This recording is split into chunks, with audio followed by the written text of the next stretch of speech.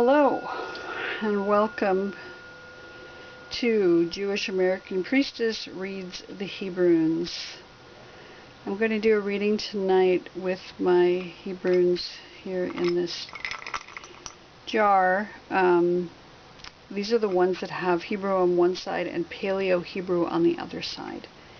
And today I'm going to do a reading about what we can expect for this coming period of time, where we're just after the fast of Tammuz, where we were thinking about the breach of the walls of Jerusalem. What is it that we're anticipating right now? And we're going to start with just a brief blessing. Brucha at Shekhinah Eloteinu Ruach HaOlam. Blessed are you, Holy One, presence within us, who comes and blesses us with your presence and wisdom right now in this time. Okay, let us get to our reading. I'm going to tilt this down. I'm using an old camera that has a lot more memory than my telephone, so it's I'm not sure how it's going to come out as far as the sound quality and the video quality goes, but at least I don't have to worry about running out of memory. So I'm going to do a 7 rune reading today, and we're just going to look at them as they come out and see what comes out. This one is Tet. I'm going to double check. It is, okay. It's Tet. We're going to start with that one at the top of the reading. I'll zoom in on this when I get them laid down. This one is, I'm trying to remember, it's Hey? No, it's not Hey, it's Chet. Okay, so Chet. That one can go right here.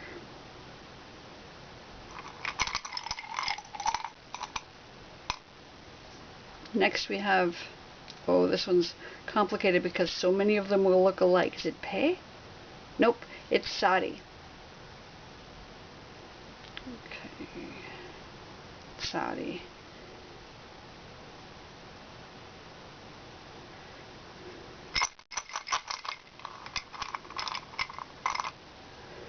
Yud.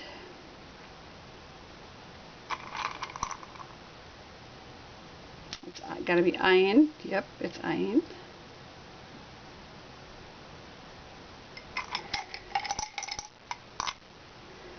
And Vav. And then I'll put a center one in after we take a little closer look at these. All right, I'm gonna zoom in a little bit. There we go. Okay, so starting at the top, we have Tet. And Tet is a vessel. I saw a video that talked about why the X in a circle is representative of the vessel. It has something to do with it being like a basket or some kind of vessel stand that would hold an urn. But it is a vessel. It's some kind of vessel. It is a womb. Sometimes it's interpreted as a womb. It is the letter that starts the word Tov, which means good. And so it represents goodness in the world. In Breshit, in the first book of Genesis, the first time the letter Tet appears is in the word Tov, when the divine says that the light is good. So it has that resonance for it, this goodness and lightness coming down from above. It represents taste, the sensation of taste in the body. And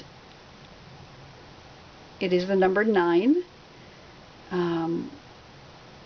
which references, for instance, during Rosh Hashanah shofar service, there are 9 blasts, the blasts that come in sets of 9. So that reminds us about renewal and being renewed in spirit during Rosh Hashanah, the new year, which is coming up just in a couple months. So something good within is what we've got coming down from the top today. In our lower right hand point of our Magen David, we have Chet, which is the letter which represents the number 8. 8, which is one more than 7. 7, the number of days it took to create the universe, or the earth at any rate. So Chet, as being number 8, represents the infinite, because one more than all the time it took to make creation is infinity in the idea of mysticism.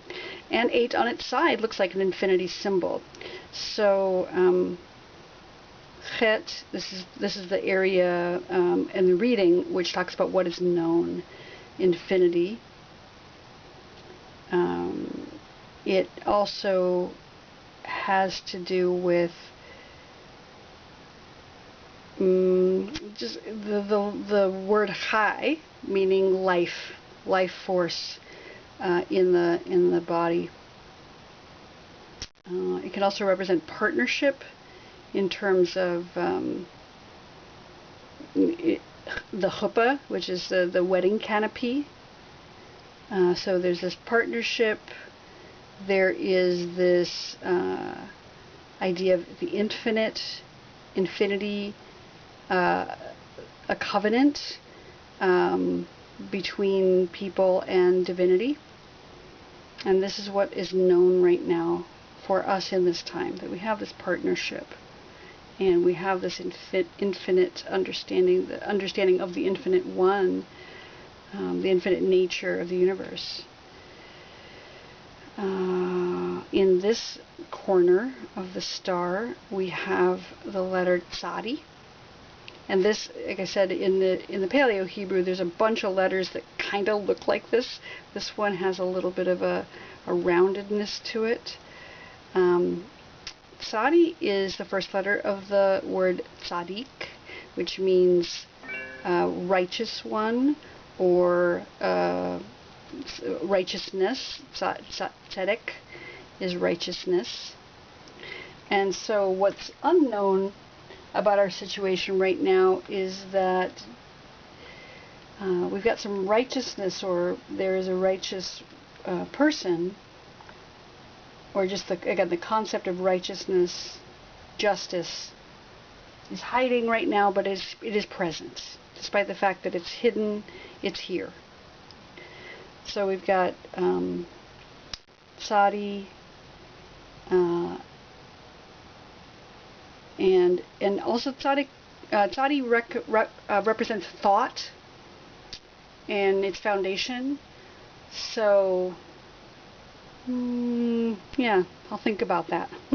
Thought.